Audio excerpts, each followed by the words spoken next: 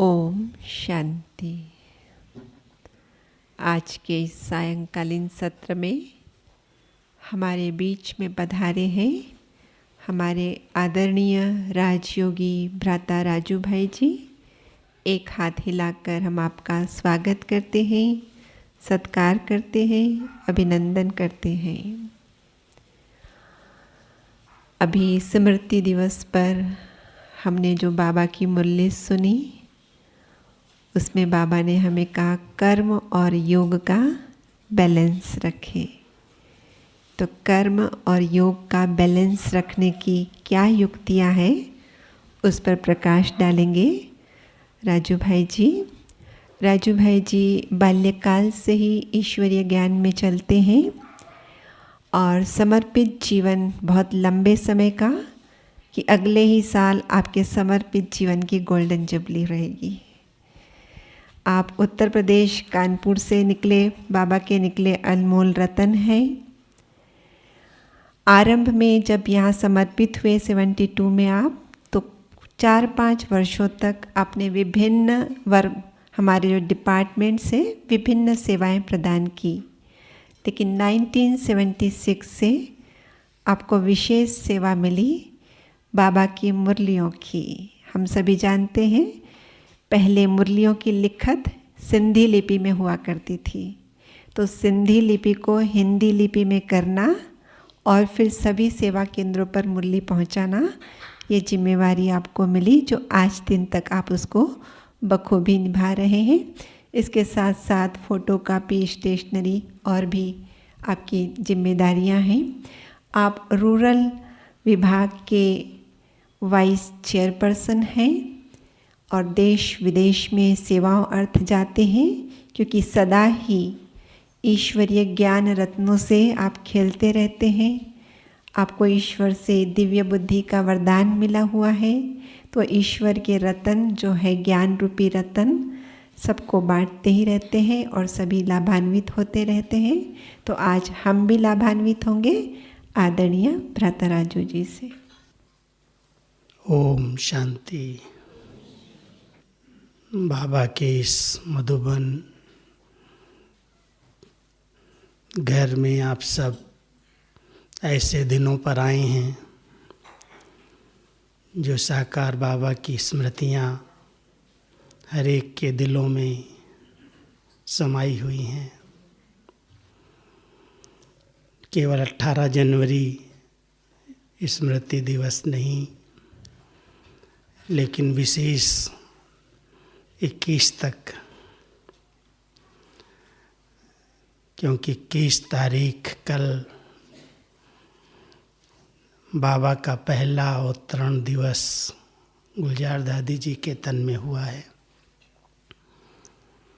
21 जनवरी 69 और आज 20 है, तो 20 की क्या हालत यज्ञ की होगी वो आप सब विचार कर सकते हैं।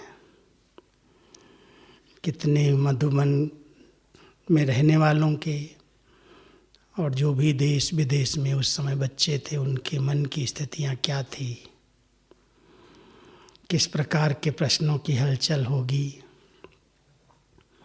आगे क्या होगा, कैसे होगा, अब बाबा की मुरली कैसे चलेगी, कैसे बाबा अचानक चले गए, कोई मन चित नहीं, कोई तकलीफ नहीं, अचानक बाबा ने खेल पूरा किया। तो 3-4 संदेशियों को दादी जी ने बिठाया हुआ था।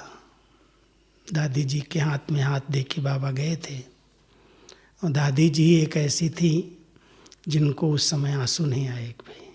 शक्ति थी बाबा की उनके साथ। बाकी तो सब गंगा जमुना बह रही थी, कोई मानने के लिए तैयार ही नहीं कि बाबा कैसे जाएगा। लेकिन दादी जी ने 3-4 संदेशियों को टर्न बाय टर्न, जाओ वतन में पूछ के आओ बाबा क्या करना है, आगे क्या करना है। कोई को बाबा दिखाई देते थे, कोई को नहीं दिखाई देते थे। संदेशी दादी, संतरी दादी के तन में थोड़ी देर के लिए आ गए पहले 20 तारीख को, और थोड़ा सा गाइड किया कि बच्चे बाबा कहीं गया नहीं है, कमरा चेंज किया है और ऐसे ऐसे संस्कार करना है, नहीं तो संस्कार कैसे करें, कहाँ करें, क्या होगा, कोई की बुद्धि में आ ही नहीं रहा था। तो जब बड़े भाई यहाँ सब पहुँच गए तो सबने निर्णय लिया यहीं करना है जहाँ बाबा खेलते हैं। अब यहाँ के लिए परमिशन चाहिए सरकार की। टोटल इधर उधर भाग दौड़ करने में 20 तारीख तक परमिशन मिली रात को, और 21 तारीख को बाबा के रथ को सजाया गया एक गाड़ी में। पूरा डायरेक्शन बाबा के ऊपर से आता था, ऐसे करना है, ऐसे करना है। और बाबा के रथ को श्रृंगार करने के लिए शिव बाबा संतरी दादी के तन में आ गए। अनुभव लिखा है उन्होंने कि शिव बाबा खुद आए कि मैंने बच्चे का इतना समय रथ यूज किया है, अभी मैं इसका श्रृंगार करूँगा। तो शिव बाबा संतरी दादी के तन में आके अंत समय में फूलों से बाबा का श्रृंगार किया। सुना ये बात? कईयों को नहीं पता होगा, कोई कोई को शायद मालूम हो। और फिर रथ में अच्छी तरह से सब श्रृंगार करके पूरे रथ को सजा के पूरे आबू की परिक्रमा दिलवाई। और उसके बाद यहाँ शांति स्तंभ पर दोपहर में संस्कार हुआ और शाम को जब भोग लगा तब बाबा गुलजार दादी को बिठाया गया। और दीदी दादी के बुद्धि में ये नहीं था किसको बिठाया जाए, संतरी दादी को बिठाया जाए या गुलजार दादी को बिठाया जाए, क्योंकि संदेशियाँ तो बहुत थी। तो संतरी दादी ने कहा कि नहीं, मैं नहीं बैठूंगी, गुलजार दादी को बैठाओ, क्योंकि मैं बाबा के बहुत नज़दीक रही हूँ और बाबा अगर कुछ भी मेरे द्वारा बोलेंगे भी तो लोगों को शक पड़ेगा, शायद संतरी दादी को ये सब पता है पहले से, उसमें भी प्रश्न उठ सकते हैं। तो संतरी दादी ने बहुत त्याग किया कि नहीं, बाबा का बुलाना है, कुछ भी बात करनी है तो गुलजार दादी को बिठाओ। तो लास्ट समय में गुलजार दादी को अचानक कहा गया आप बैठो गद्दी पर। और गुलजार दादी जब बैठी हैं और बाबा आए हैं तो गुलजार दादी की आवाज़ बदली नहीं उस समय। थोड़ा सा वातावरण तो ऐसा था ही, लेकिन बाबा ने दादी की आवाज़ में पूरा 2-2.5 घंटा मुरली चलाई और पूरे सब डायरेक्शंस, आगे कैसे करना है, क्या करना है, बाबा कैसे आएंगे। 21 जनवरी की मुरली में बाबा ने सब कुछ स्पष्ट समझाया, बताया। और दीदी और दादी के सिर पर कलश रखा। ये दोनों को अभी आगे की सेवाएं बाबा के साथ संभालनी हैं। दीदी और दादी जहाँ जहाँ बाबा का जाना होता था, पत्र व्यवहार होते थे, तो ये दोनों मिल कर के इसको संभालेंगे। बैठी तो और सब दादियाँ भी थी, परदादी बैठी थी सामने, बाबा की लौकिक बहू ब्रजेंद्रा दादी बैठी हुई थी। ये सब बहुत अनन्य दादियाँ थीं, बड़ी दादियाँ थीं, लेकिन बाबा ने दीदी और दादी की जोड़ी बनाई और ऐसा बल भर दिया जो कैसे यज्ञ को आगे बढ़ाया, कैसे बाबा को साथ रख करके बाबा ने एकदम जब दादियाँ कहेंगी बाबा आ जाएंगे। और इन दोनों दादियों ने बाबा को ऐसे अपने आर्डर में, अपने प्यार में बांध के रखा, जो जहाँ पर भी गुलजार दादी को बोलते हैं कि दादी अभी बाबा से पूछ के आओ या बाबा को बुला के ले आओ। कभी बाबा के कमरे में, कभी छोटे हॉल में, कभी यहाँ तो बाद में बना है, मेडिटेशन हॉल तो बाद में बना। हम लोग आ गए थे 71 में तो 72 में जब मैं समर्पित हुआ तो बाबा को बहुत से स्थानों पर बुलाया, अलग अलग स्थान पर बुलाते थे, एक जगह नहीं। और भोग रखने की कोई सिस्टम नहीं थी। भोग तो जब ऑफिशियल बाबा आते थे कोई डेट पर, तब भोग सामने आता था। ऐसे तो जब चाहिए तो दादी कहती थी जाओ बाबा से पूछो, बाबा को बुलाओ। तो जहाँ मेरा ऑफिस है ना इधर, यहाँ पर भी एक क्लासरूम बना हुआ था। यहाँ पर भी एक बार गुलजार दादी को बिठा दिया, बुलाया। अकेले में जब बात करनी होती थी, कोई पर्सनल पूछना होता था, कभी छोटे हाल में, कभी हिस्ट्री, अपने बाबा के कमरे में गद्दी पर गुलजार दादी को बिठा देते थे, बाबा आ जाते थे। और कभी कभी तो जब हम पहली बार आए हैं ना, तो कम से कम मैं समझता हूँ 20 मिनट 25 मिनट तक अकेले बाबा के सामने, कोई दूसरा नहीं। जो मिलाने वाली बहन होती थी वो भी वहाँ से हट जाती थी कि आप बातें करो बाबा से जो करना। छोटा परिवार था और बाबा बहुत प्यार से एकदम दृष्टि देते, ऐसे सामने बिठा करके एक एक चीज़ पूछते, कैसे चल रहा है, कैसी स्थिति है, जैसे बच्चों से बात किया जाता है ऐसे ही। फिर बड़े प्यार से अपने हाथ से मुख में खिलाना पिलाना, वो दिन ही अलग थे। रात को 2 बजे 3 बजे तक बाबा बैठा है। बच्चे नहीं ज़्यादा, बच्चे हम मधुबन वाले थोड़े बहुत हैं। तो ऐसे बाबा का यहाँ पर अलौकिक पार्ट इन्हीं दिनों, आज 52 ईयर्स बाबा की जयंती, हम 52 स्मृति दिवस मना रहे हैं। तो बाबा को 52 ईयर्स अव्यक्त हुए हो गए। कैसे अव्यक्त रूप में बाबा ने बच्चों की पालना की है, कितनी वंडरफुल पालना की है। देखो आप, जो साकार में बाबा के महावाक्य चले हैं, उन सब साकार के महावाक्यों को दीदी दादी ने लक्ष्य रख करके कि इनको प्रैक्टिकल रूप देना ही है, और बाबा को बैकबोन बना लिया। जो कर्म योग की बात आई है, 1-2 अनुभव हैं ऐसे कि बाबा इस समय एक तो कर्म के बीच में कंबाइंड है, दूसरा कर्म कराने वाले से करा रहे हैं, करावनहार हैं, और तीसरा मैं जो अपना पर्सनल अनुभव करता हूँ कंबाइंड के साथ साथ तो मेरे बैकबोन है। और बैकबोन ऐसे कराता है, परसों की जो मुरली बाबा की चली, 18 जनवरी की साकार मुरली चली, उसके बाद एक अव्यक्त मुरली थी छोटी सी, जिसमें वर्तमान समय की जो हालत है, पूरे विश्व के अंदर जो तनाव चारों ओर का है, उसका बहुत वर्णन अच्छे ढंग से आप लोगों ने अटेंशन अगर दिया हो तो अव्यक्त बाबा की जो सवेरे की मुरली साकार मुरली के साथ चली है 18 तारीख की, उसमें वर्तमान कमाऊं तो चिंतन, न कमाऊं तो चिंतन, चारों तरफ से टेंशन का वातावरण है। और इस समय की जनरेशन कैसी आएगी, उनको कैसे हैंडल करना है, सब लोग धारणाओं में चलेंगे, नियमों को पालन करेंगे, ऐसा नहीं होगा। क्योंकि अंत समय की आत्माएं जो आएंगी वो इतनी मजबूत नहीं होंगी, लेकिन स्नेही और सहयोगी होंगी। उनकी पालना कैसे करनी है। तो ये जब मुरली आप लोगों का विचार चला या नहीं चला, लेकिन ये जब चल गई क्लास के बीच में, उसके बाद मेरे पास फ़ोन आने लगे कि मुरली किस डेट की है, क्योंकि इसमें डेट मैंने नहीं लिखी और ये मुरली ऐसे अचानक कैसे आई, आज के समय के अनुसार आई।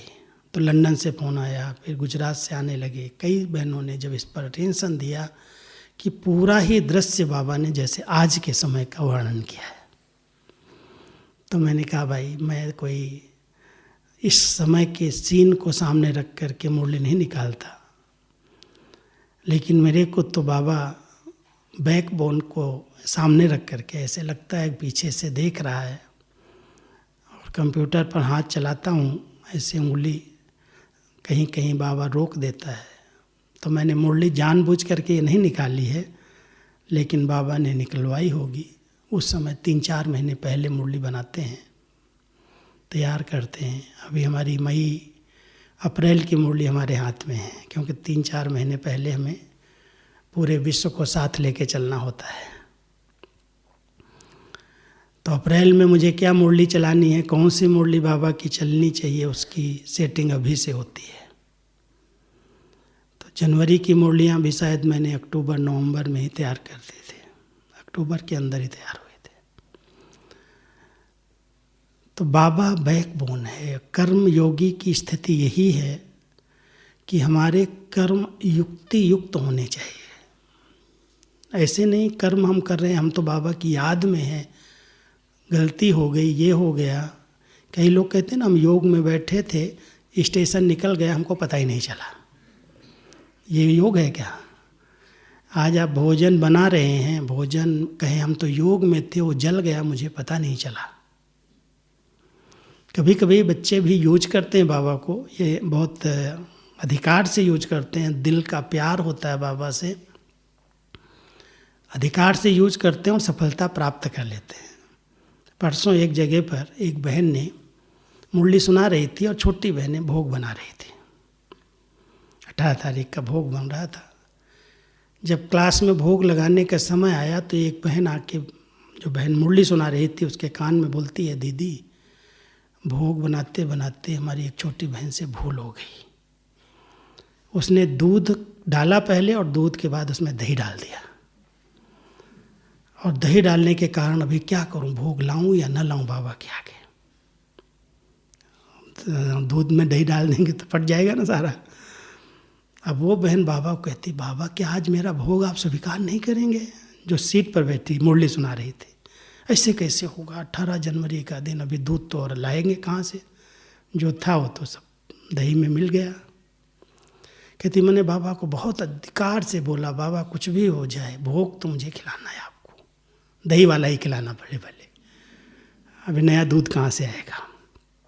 आप जाओ भंडारे में, हमारी बहनों को गाइड करो कैसे बनाना है। अधिकार से, जैसे बाबा से कहती, मैंने रूह रियान की, और मेरे को भी इतने अधिकार से सुनाया उसने फ़ोन पर कि मैंने बाबा को बोला, बाबा आप जाओ भंडारे में, अभी बच्चे हैं छोटे छोटे, भूल हो गई, क्या किया जाए? कहते हो भोग बना करके ले आई, चुपचाप जो था रख दिया, भोग लगाया। और भोग लगाने के बाद जितने विद्यार्थी जो भी आए थे क्लास में, 70 लोग थे, कहते सब ने भोग खाया, किसी को पता नहीं चला इसमें दही मिक्स है। सब ने महिमा की, बहुत अच्छा आज बना भोग, बहुत अच्छा बना है। तो कहती एक बड़ी बहन जो हमारी अनन्य थी, वो बाद में आई, उसको बोला तुम पहले भोग खाओ। कहती क्यों पहले भोग खाना, पहले मुरली सुनाओ? कहते नहीं, पहले भोग खा के देखो। कहती भोग उसने खाया, उसको भी पता नहीं चला इसमें दही है। बाबा ने जैसे कहती मेरी लाज रख ली, नहीं तो आज क्या होता, 18 जनवरी का भोग मेरे यहाँ नहीं लगता, मैंने क्या ऐसा काम किया, ऐसे ऐसे बोल रही थी। बाबा को समय पर अधिकार से यूज करना, ये कर्म योग है। कई बार हम कहते हैं हम कर्म योगी हैं, भूल हो गई। एक बार यहाँ क्या हुआ, मधुबन के अंदर एक भाई थे हमारे, दूध के भंडारे में सेवा देते थे। जल्दबाजी में दूध उबल गया, उबलने लगा, पिलाना दूध था, उसमें चीनी की जगह पर उसने चाय डाल दी। डालनी उसको चीनी का डब्बा था, चीनी के डब्बे की जगह साथ में रखे थे दोनों डब्बे, चीनी की जगह पर उसने चाय डाल दी, और चाय डालते ही वो तो उबल गया, चाय बन गई। अब बेचारा डर गया, अभी दूध कैसे पिलाएंगे सबको, और पूरा तपेला, ऐसा नहीं छोटा मोटा तपेला की चाय बन गई। वो डर तो गया, लेकिन दादी के पास पहुंचा, दादी मेरे से जल्दीबाजी में भूल हो गई, क्या हुआ? बोला दादी ऐसे हो गया मेरे से। बोला दादी कोई बात नहीं, चलो आज दादी सबको अपने हाथ से चाय पिलाएगी। दादी आई भंडारे के बीच में और कहते अनाउंस करो कि दादी आज ठंडी के कारण सबके लिए चाय बनवाई है दूध की जगह पर। कैसे पॉजिटिव, मना जरा भी गुस्सा नहीं किया, जरा भी ये नहीं बोला ऐसा तुम थोड़ा योग युक्त होके करता, भूल हो गई, कैसे हुई, तुमने योग ठीक नहीं, नहीं कोई बात नहीं, इतना लाइट कर दिया। और फिर दादी खुद आके बैठ गई भंडारे में और सबको दूध की जगह सबको चाय पिलाई, सब संतुष्ट हो गए। ये हमारी दादियों की एक नेचर, माना कि इसको कर्मयोगी कहते। कर्म अगर हो भी गया कुछ ऐसा, तो उसका ऐसा चिंतन न किया जाए जो वातावरण को खराब कर दें।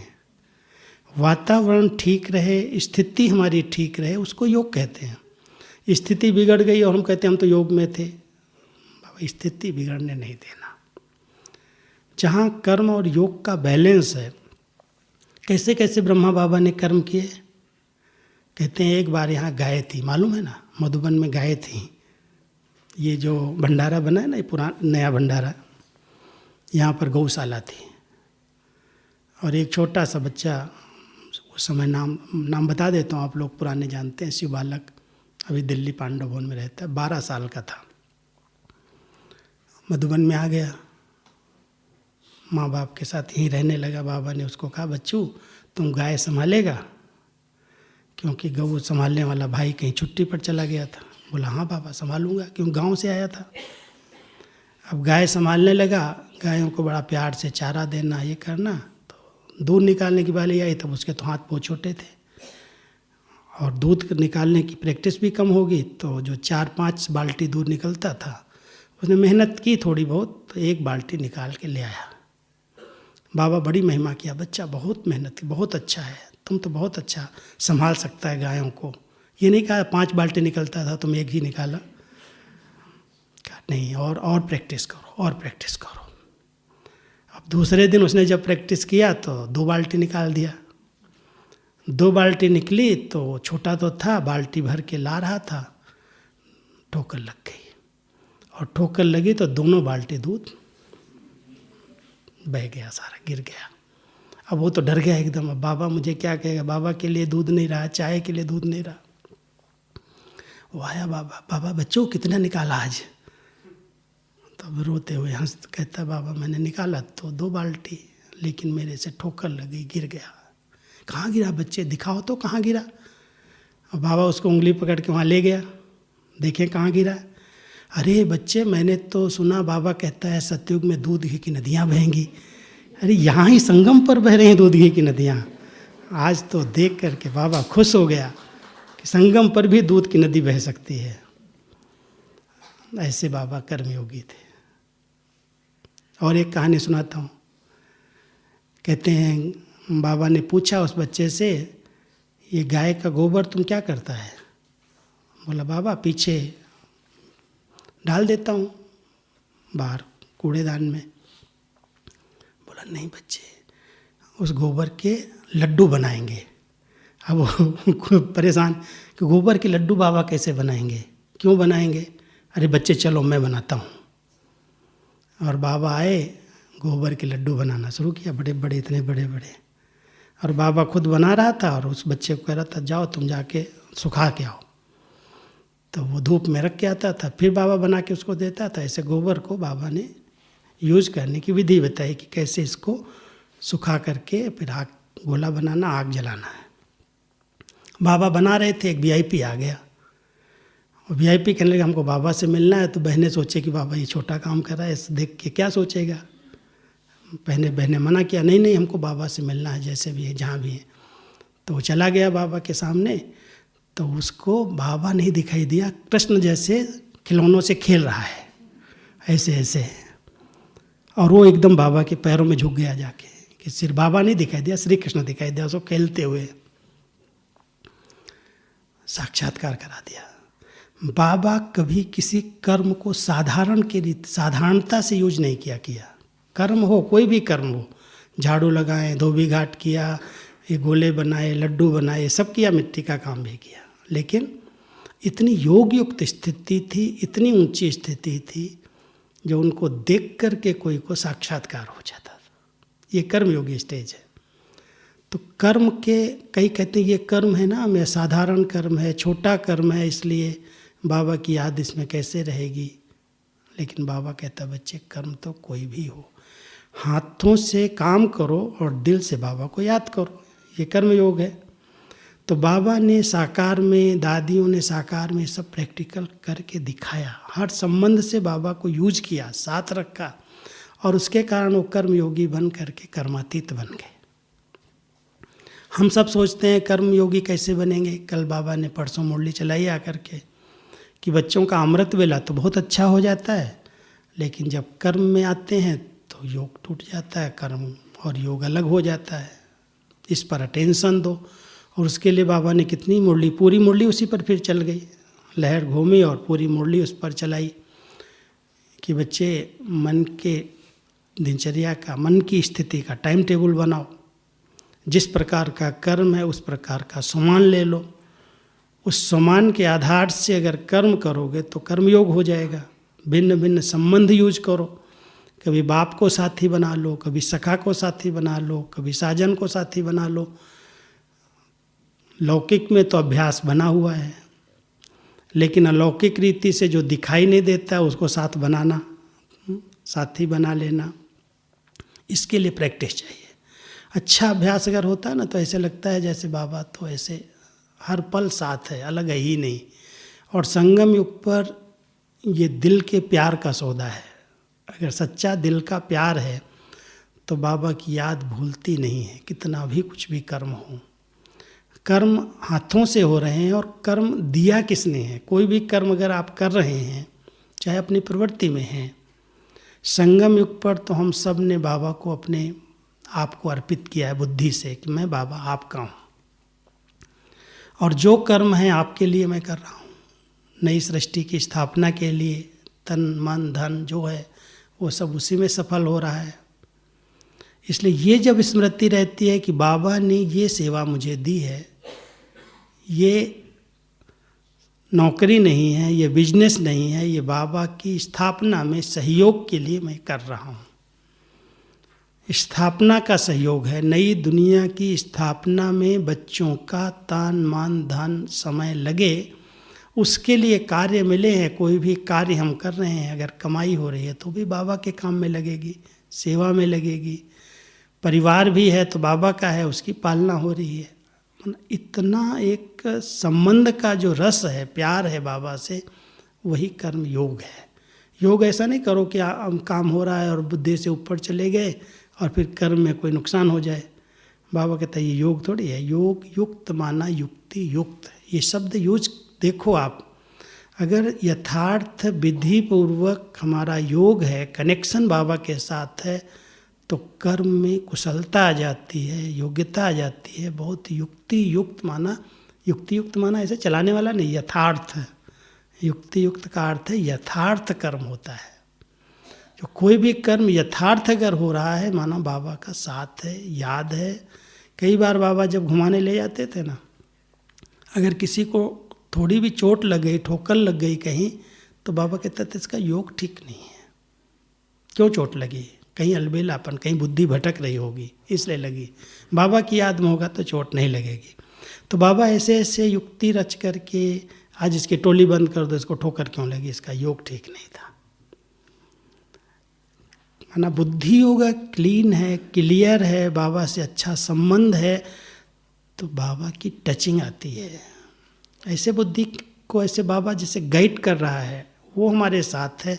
हर कर्म में सफलता नोंधी हुई है, समाई हुई है। कर्म कर लिया, फिर कहें क्या करूं, मैंने सोचा नहीं था, हो गया, माना कर्म योग नहीं है। हम सब बाबा के बच्चे कर्म योगी बन करके बाबा को ऐसे साथ रखें। मैं तो हमेशा कहता हूँ, जब आप अपने सेवा क्षेत्र पर जाओ, किसी भी सेवा पर, बाबा ने कहा बच्चे मुझे अपना साथी बना लो। और साथी बनाने का अच्छा तरीका ये है, एक है दिल से प्यार से हम बाबा को कहते हैं बाबा आप हमारे साथ हैं। स्थूल में बाबा ने सिखाया कि जब आप घर से निकलते हो तो 1 मिनट बाबा के कमरे में ऐसे बाबा से दृष्टि लो, शक्ति लो, और बाबा से ऐसे रूह रिहान करो, बाबा इस कार्य के लिए मैं जा रहा हूँ, अभी आप मेरे साथ चलो, आप मुझे मदद करना, ये कार्य आपका है, ये आपके कार्य की सफलता होनी चाहिए। ऐसे बहुत युक्ति युक्त यथार्थ विधि पूर्वक बाबा को ऐसा साथी बना करके जाओ। और कई बाबा के बच्चों ने इस प्रकार के प्रयोग करके बहुत सफलता प्राप्त की है। कभी भी उनके अंदर नेगेटिव संकल्प नहीं आता कि इस कार्य के लिए मैं इस व्यक्ति के पास जा रहा हूँ, पता नहीं ये करेगा या नहीं करेगा। उनके अंदर ये रहता है, अरे मेरे साथ बाबा है और बाबा का कार्य ये है, ये अवश्य करेगा। तो ये जो हमारी पॉजिटिव सकारात्मक चिंतन की विधि है, यही यथार्थ योग है। हम सोच रहे हैं हमारे साथ बाबा है, सर्वशक्तिवान है, सर्वसमर्थ है, लेकिन अंदर अंदर कह रहे हैं जिस व्यक्ति से मैं काम कराने जा रहा हूँ ये काम ठीक नहीं करेगा, ये व्यक्ति पैसा लिए बिना नहीं करता, ये बहुत क्रोधी व्यक्ति है। तो हमारे जो विचार हैं उन विचारों का प्रभाव उस आत्मा पर, सामने वाले पर पड़ जाता है, और जो करने चाहता वो भी नहीं करता फिर, क्योंकि नेगेटिव वाइब्रेशन हमने उसको पहुंचा दिए। बाबा ने शुरू में जब बहनें विदेश गई हैं, शायद आपको मालूम होगा एक कहानी, जब पहला ग्रुप बाबा ने भेजा, जिसमें हमारी शील इंदिरा दादी को खास भेजा संदेशी के हिसाब से, साथ में उषा बहन थी, रमेश भाई, उषा बहन, जगदीश भाई, और हमारी एक रोजी बहन थी मद्रास के अंदर चेन्नई में, 3 बहनें, निर्मला दीदी थी, 4 बहनें और 2 भाई, ये 6 लोगों को भेजा। और एक ही डायरेक्शन, यही जो बताया ना, ये डायरेक्शन था कि कभी भी किसी सेवा पर निकलना तो बाबा का एक कमरा बनाओ पहले, जहाँ रहो, वहाँ छोटा सा कमरा बना के बाबा का फोटो रखना, और जब निकलो तो बाबा से बात करके बाबा को साथ लेके निकलना। तो कहते हैं एक बार कुछ अर्जेंट कहीं प्रोग्राम था और जल्दी लेट हो रहे थे, विदेश के अंदर 5-10 मिनट भी लेट हो जाओ तो उसको बहुत गलत मानते हैं। तो जल्दी में हम लोग निकल आए, 4वीं-5वीं मंजिल पर हम लोग रहते थे ऊंचाई पर, और निकल आए, नीचे आए, फिर कोई चीज़ की याद आई कि ये चीज़ भूल गए, तो फिर ऊपर चढ़े, फिर बाबा के पास जाने की बजाय फिर वही चीज़ लेके फिर नीचे आए, फिर कोई चीज़ भूल गए, फिर ऊपर चढ़े, 2-3 बार चढ़े और लेट होते गए। फिर संदेशी को बोला, शील दादी को, बाबा से पूछो ऐसा क्यों हो रहा है। यूज तो किया संदेशियों को बहुत, तो संदेशी गई बाबा से, बोली, बाबा ने सीधा ही कह दिया, बच्चे आज्ञा को मानते नहीं इसलिए ऐसा हो रहा है। बाबा ने आज्ञा दी थी कि जब भी कमरे से, घर से निकलो तो बाबा से मिल के छुट्टी लेके निकलना, इसलिए बाबा इनको प्रैक्टिस करा रहा है, जाने नहीं देता है। तो बाबा हमारे सदा साथ है, संगम युग पर इसको यूज करो। यूज नहीं करते, कहते क्या करूं, बाबा तो निराकार है, वो तो परम धाम में रहता है, या अभी अव्यक्त वतन में है। लेकिन हम सब बाबा के बच्चों का इतना जिगरी बाबा से प्यार है, जो बाबा कहता है मैं बच्चों के बिना रह ही नहीं सकता हूँ। लेकिन ऐसा प्यार से संबंध हो कि जब बाबा को प्यार से कहो, बाबा आपकी यहाँ आवश्यकता है, बाबा अपने आप हाजिर हो जाएगा। तो एक विधि बाबा ने ये बताई कि जब कहीं जाओ तो बाबा को साथ लेके जाओ, लेकिन जब कार्य पूरा हो जाता है तब भूल जाते हैं। सफलता मिल गई, भूल गए। तो एक भाई ने मेरे को अभी बताया आकर के कि भाई जी ये भी बताओ कि जब वापस आओ तो बाबा को थैंक्स देने के लिए 2 मिनट बाबा कमरे में जाओ, बाबा आपका शुक्रिया, आपने सब काम बहुत अच्छा करा दिया। थैंक्स देना ही भूल जाते हैं, काम हो गया भूल गए।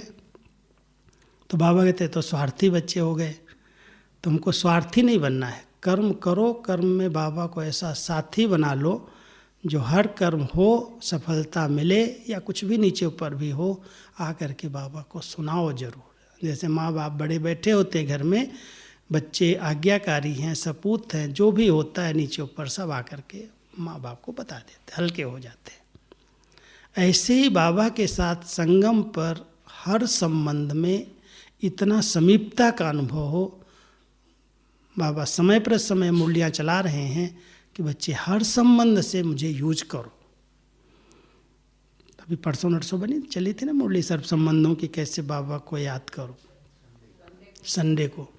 तो हम सब बाबा के बच्चे ऐसे सर्व संबंधों से, कभी माता पिता के रूप में अमृत वेले आँख खुलती है, मैं एक छोटा बच्चा हूँ, बच्चा बन करके बाबा से अच्छी रूह रिहान करो, बाबा से शक्ति लो, सकाश लो, वरदान लो, सब बाबा से जो चाहिए ले लो। कहता ना मैं भोलानाथ हूँ, जैसे भी बनाना चाहो, जैसे भी रिझाना चाहो, जो कुछ प्राप्ति करना चाहो, मैं सब देने के लिए दाता बन करके आता हूँ। तो ऐसे सवेरे सवेरे बाबा से बच्चा बन करके ले लो। फिर थोड़ा सा बड़ा हुए, स्कूल आए, बाबा से पढ़ाई कर रहे हैं, बाबा मुझे कितनी ऊंची पढ़ाई पढ़ा रहा है। पढ़ाई का नशा तो मैं समझता हूँ सबको रहता होगा।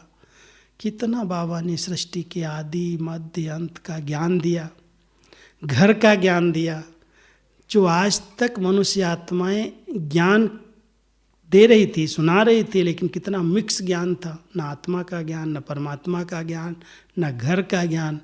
किसी के पास दुनिया के अंदर अभी तक भी आप कोर्स करा दो, उसके बाद बोलो, फिर बोलेंगे आत्मा परमात्मा का अंश है, हम जाकर के ब्रह्म में विलीन हो जाएंगे, ब्रह्म ही भगवान है। आप कोर्स करा के पूछ लो उनसे, वही बताएंगे जो उनके अंदर भरा हुआ है। मैं अभी थोड़े दिन पहले एक जगह क्लास करा के, पूरा क्लास वीडियो बैठा था सामने, सुन रहा था, बहुत ध्यान से सुना। जब उसको बोला थोड़ा सा 2 मिनट बोलो, तो हम वही रट जो उसको रटा हुआ था। इतना सुनाया, उसको कुछ नहीं बुद्धि में बैठा।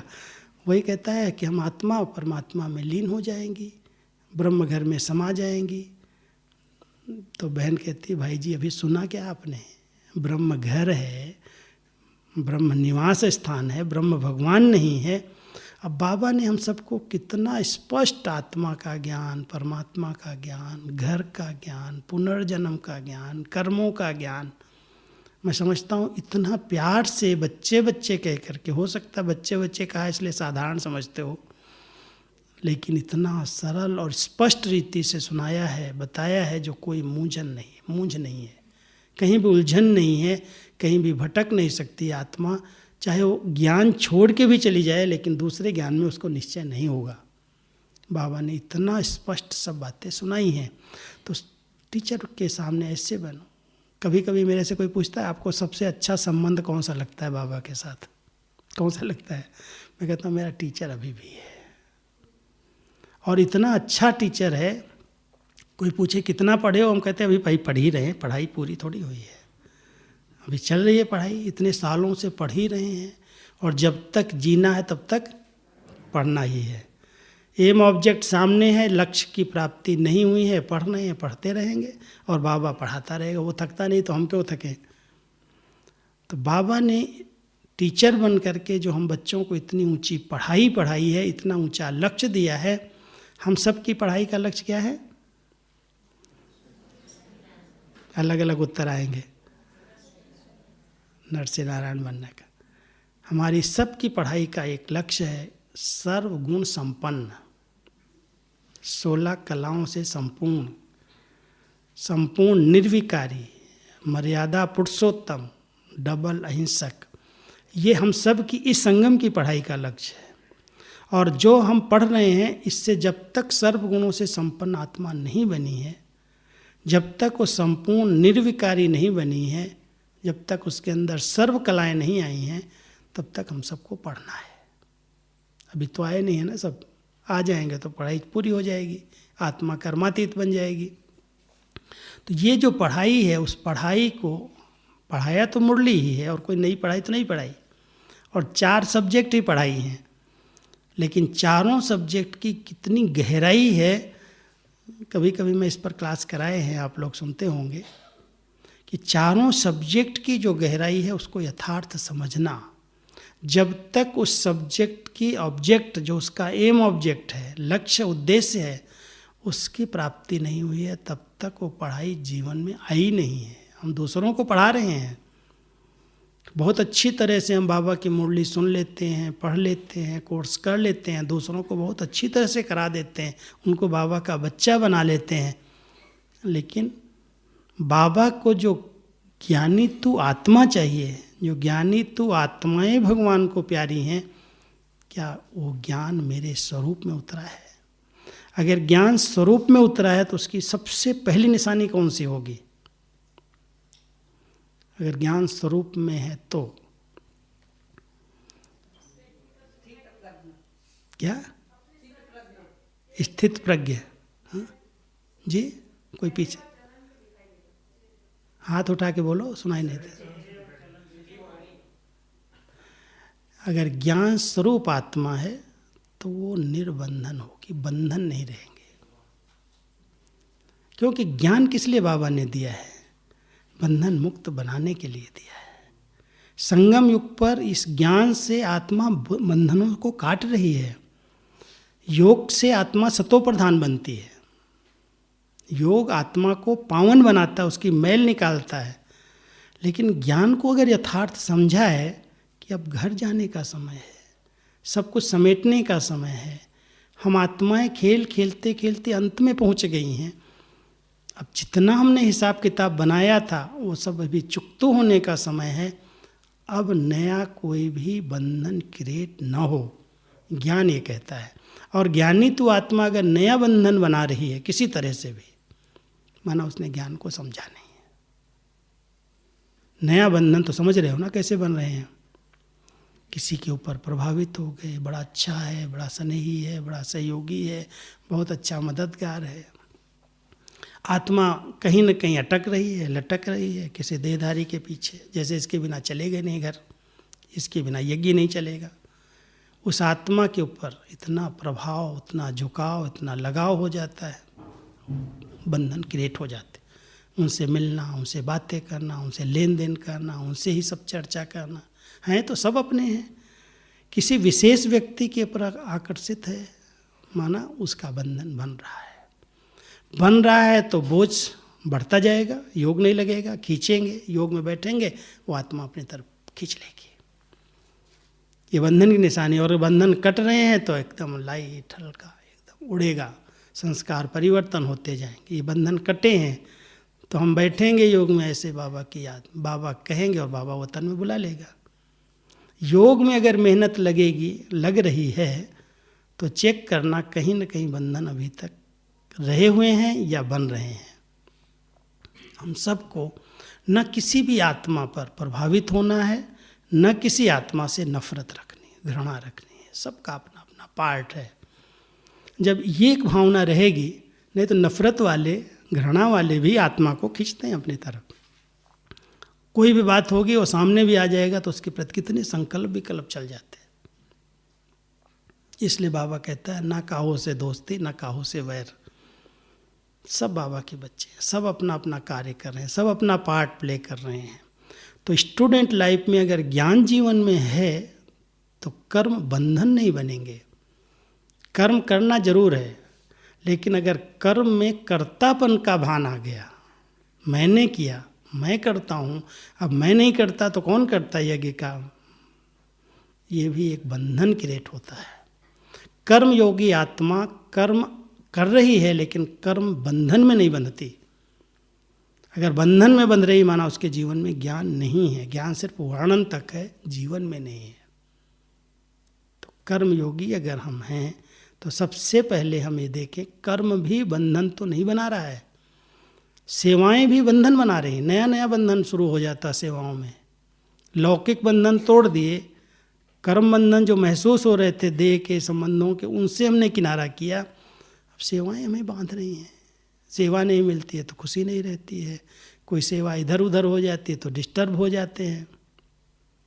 बाबा कहता है लोहे की जंजीर काट दी, सोने की जंजीर बांध ली।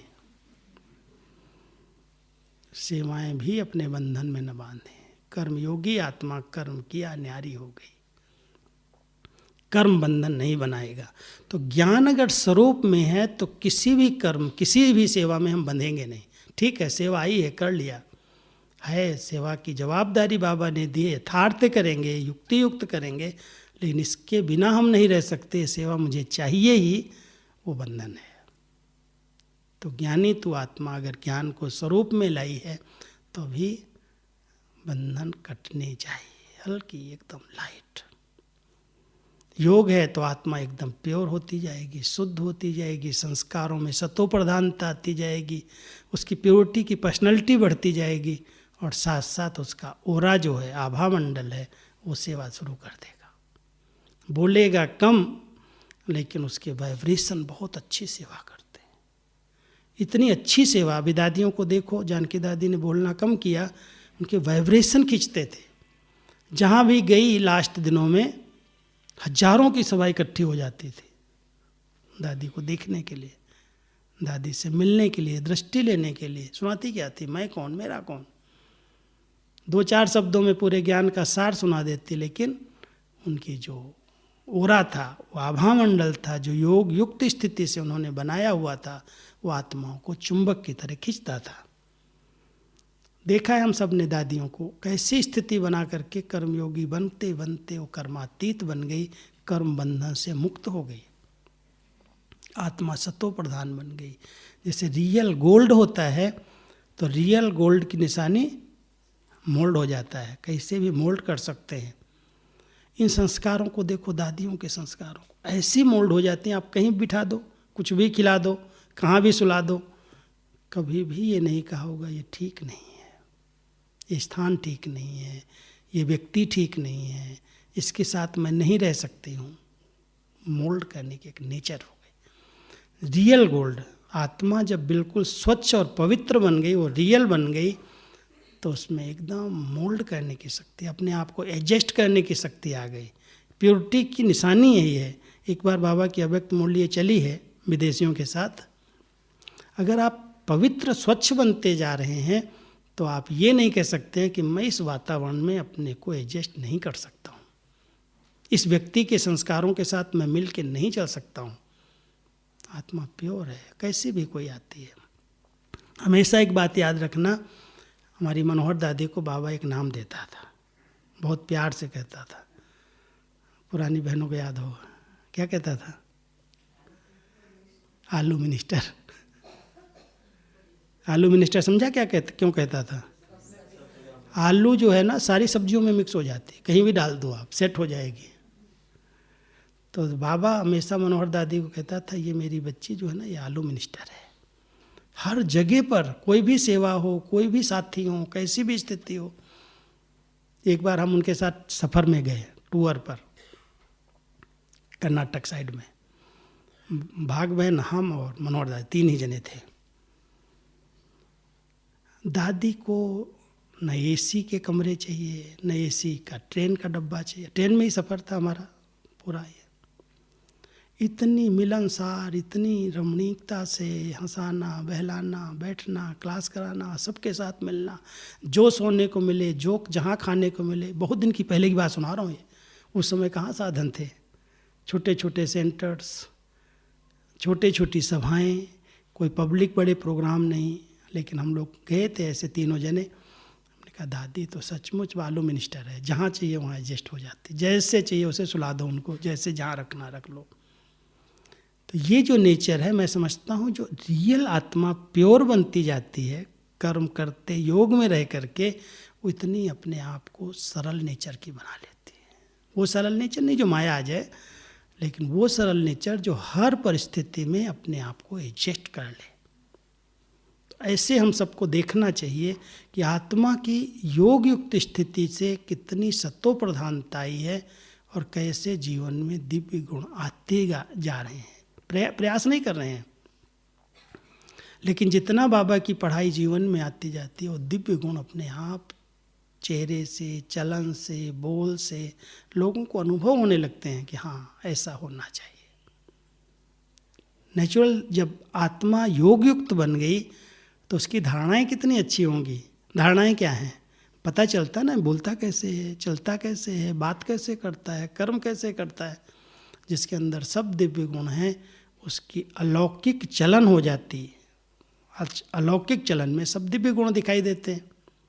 तो चौथी सब्जेक्ट जो है धर्म की, धारणा की, धारणा माना धर्म। तो धर्म में 3 चीज़ें ही हैं। हमारा जो धर्म है शांति है, पवित्रता है और प्रेम है। अगर ये तीनों गुण हमारे जीवन से झलक रहे हैं, माना मैंने धारणा को अपने जीवन में धारण कर लिया है। सब गुण अपने आप इसके आधार से आ जाते हैं। प्रेम की मूर्त है आत्मा, पवित्र स्वरूप है आत्मा। कोई भी बातें आ रही हों, शांत स्वरूप है, हलचल में नहीं आती है। ये हमारा वास्तविक धर्म है। हम ये हिंदू, मुस्लिम, सिख, ईसाई तो देह के धर्म थे। आत्मा के स्वधर्म को पहचान करके उसमें स्थित हैं। कर्म कर रहे हैं, कर्म नहीं छोड़ा, क्योंकि कर्म क्षेत्र पर कोई आत्मा ये कहे कि मैं कर्म त्याग करके योग करूं, बाबा कहता कर्म त्याग नहीं सकते। कर्म संन्यास है ही नहीं तुम्हारा, कर्म योग है। कर्म में योग है। कोई भी कर्म करो उसमें योग युक्त स्थिति है, बाबा की याद है, स्नेह है, शक्तियाँ हैं, कर्तापन का भान नहीं है। अगर कर्तापन का भान माना मैंपन आता है, माना वो कर्म योगी नहीं है। कितना सारा कार्य बाबा ने किया, दादियों ने किया। कभी कोई उनकी महिमा किया हो अगर आप लोगों ने, ऐसे आंख दिखाते थे, मेरी महिमा क्यों कर रहे हो, मैंने क्या किया? करावनहार मैंने क्या किया? मैं एक दिन की बात सुनाता हूँ, शायद आप लोग सुना हो। दादी जी बैठी थी ऐसे कमरे में, वहाँ नीचे शांतिवन में, 2-3 साल से यहाँ नहीं आई थी, ऊपर लास्ट दिनों में। और मैं तो रोज़ आता जाता था, अप डाउन करता था। तो एक दिन बैठा था, पहले बोलती है तुम रोज़ ऊपर क्यों जाता है? हमने कहा दादी यहाँ पर इतनी व्यवस्थाएं नहीं हैं सबके लिए, तो हम लोग शाम को जाते हैं, इतने टाइम आते हैं, सुबह उठ करके आ जाते हैं नीचे। कहते हैं तुमको क्या चाहिए, सहयोग क्या चाहिए, क्या तकलीफ़ होती है? तो मैंने बड़ी रमणीकता से कहा दादी 2 चीज़ों की तकलीफ़ होती। बोली बोलो, कोई तकलीफ़ है तो?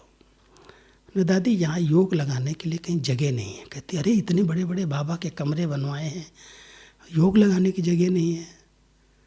हमने कहा दादी आप एक दिन चलो तो देखो कैसे योग होता है यहाँ। कहती क्या होता है?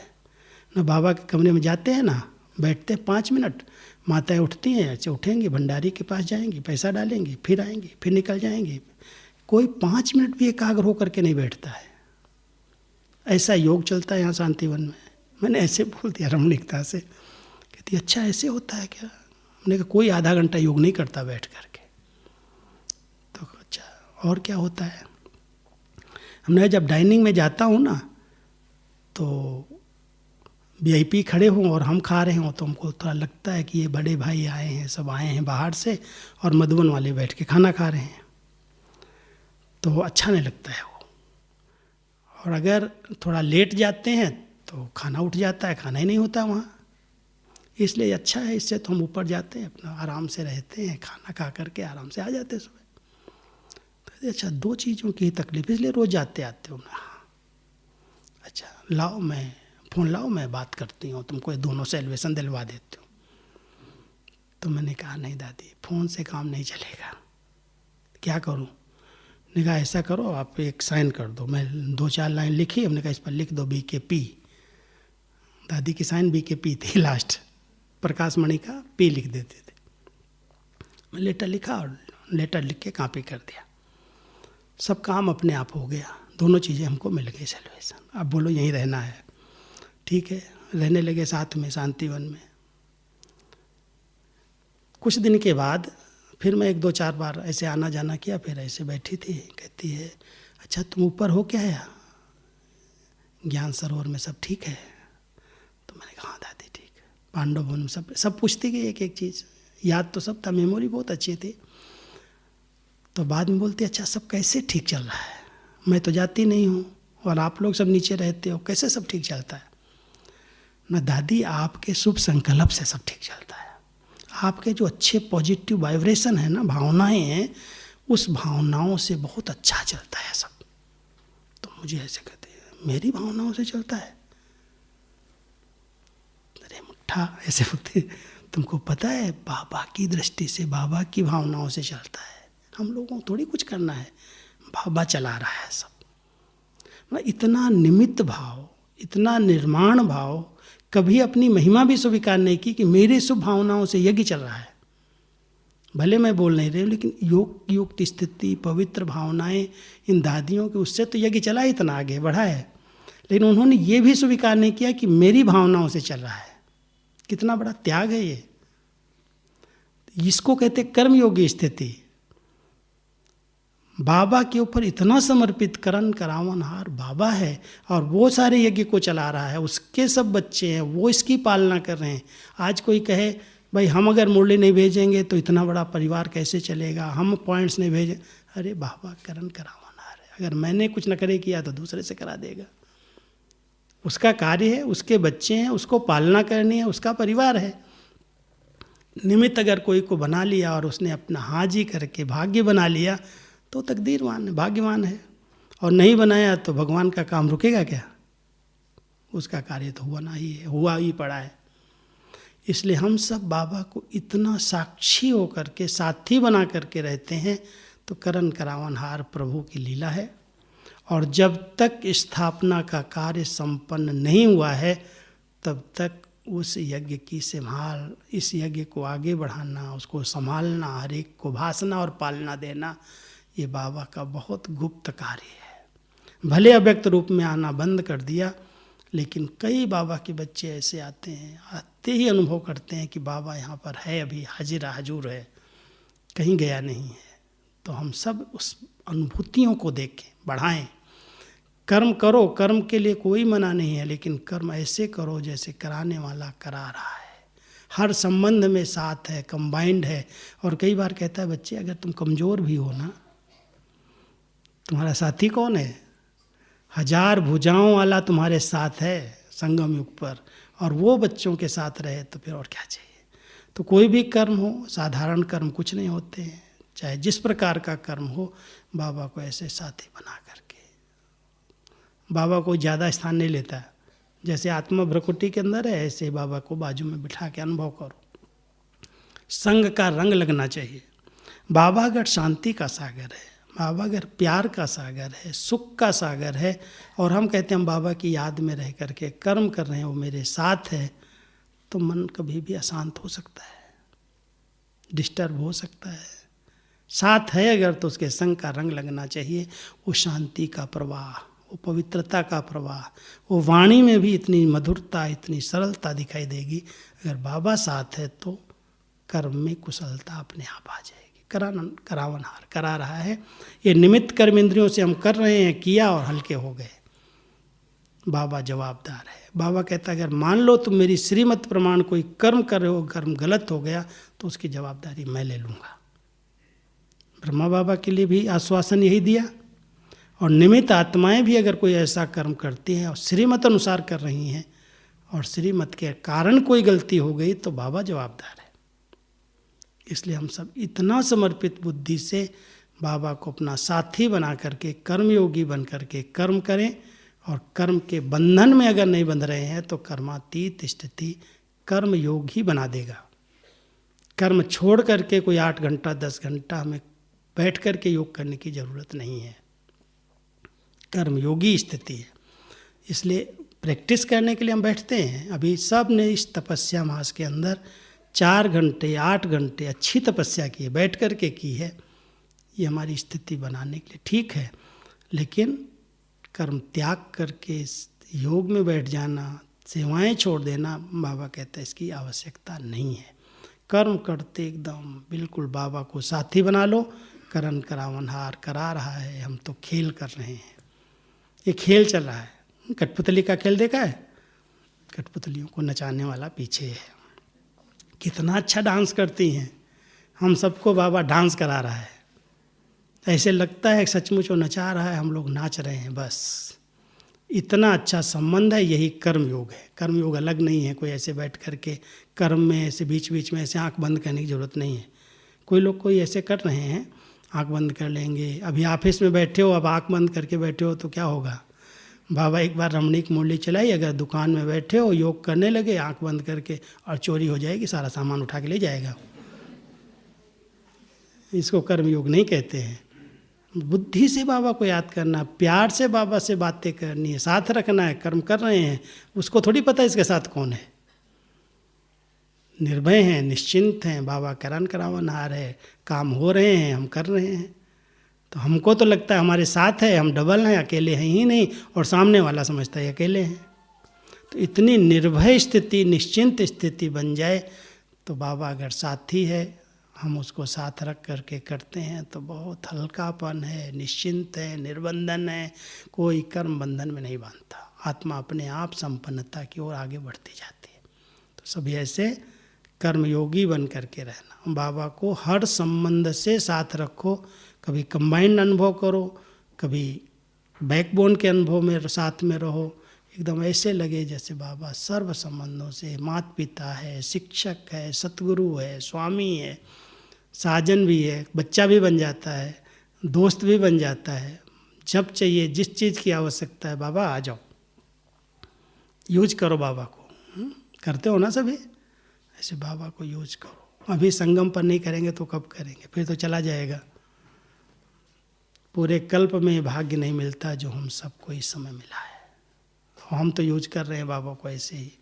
घर में लौकिक में भी मैंने बाबा को बोला, अभी तुम कुल दीपक बन के बैठ। मैं अकेला हूँ ना, परिवार में बहुत बंधन डालते थे हमको। कौन कुल दीपक बनेगा? आपको क्या हो गया? आप 3 बाप के बच्चे हो। चिंता नहीं करो, कुलदीपक हमारा बाबा है। और बाबा आज तक इतना अच्छा घर में बैठा है, देखो आप जा कर के, घर मंदिर बना हुआ है, आश्रम जैसी व्यवस्थाएं हैं घर में। हमारा लौकिक कोई नहीं, अलौकिक बाबा बैठा है बेटा बन कर के। जो खेती से निकलता है सब बाबा के घर में आता है और घर बाबा संभाल रहा है। निश्चय अगर है तो बाबा हर संबंध से साथ निभाता है। इसलिए सब बाबा के बच्चे संगम पर उसको अच्छी तरह से पहचान करके यूज कर लो, ठीक है। तो अभी हम आधा घंटा योग करेंगे 7:30 तक। सभी बाबा के स्नेह में समाने का अनुभव करना। सभी अपने अकाल तख्त पर अपने चमकते हुए सितारे का अनुभव करो। मैं सर्व शक्तियों से संपन्न लाइट माइट स्वरूप भ्रकुटी आसन पर विराजमान एक दिव्य सितारा हूँ।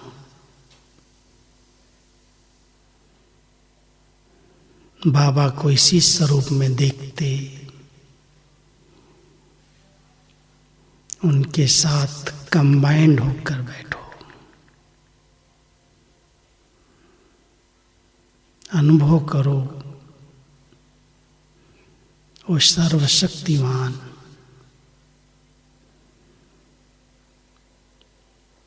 सर्वसमर्थ रूप में ज्योतिर्बिंदु सर्वगुणों का सिंधु मेरा बाबा मेरे साथ साथ कंबाइंड है। उनकी सर्व शक्तियां मुझ आत्मा को समान बना रही हैं। मास्टर शांति का सागर, मास्टर पवित्रता का सागर,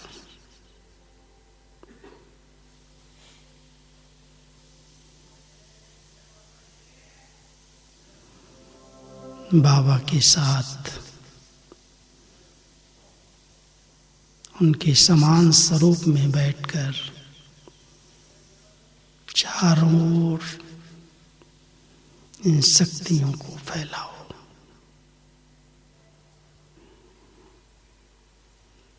हम सभी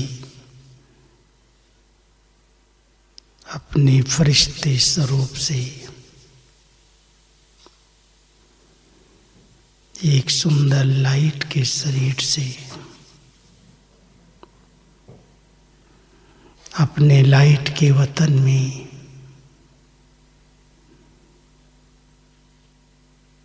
बाप दादा के सन्मुख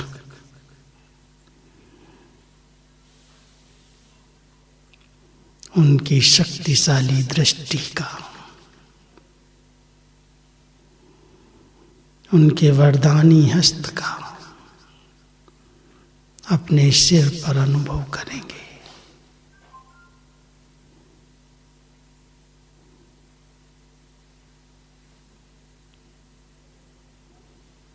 ये अव्यक्त वतन हम सब बच्चों का आवाहन कर रहा है। सभी अव्यक्त वतन का अनुभव करो। अपने अव्यक्त स्वरूप में स्थित होकर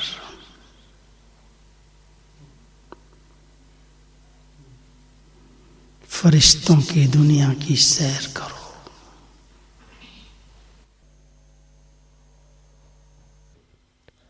तो बहुत सुंदर हम सभी ने योग की अनुभूति की। हम भ्राता जी का धन्यवाद करते हैं, शुक्रिया करते हैं, आभार मानते हैं।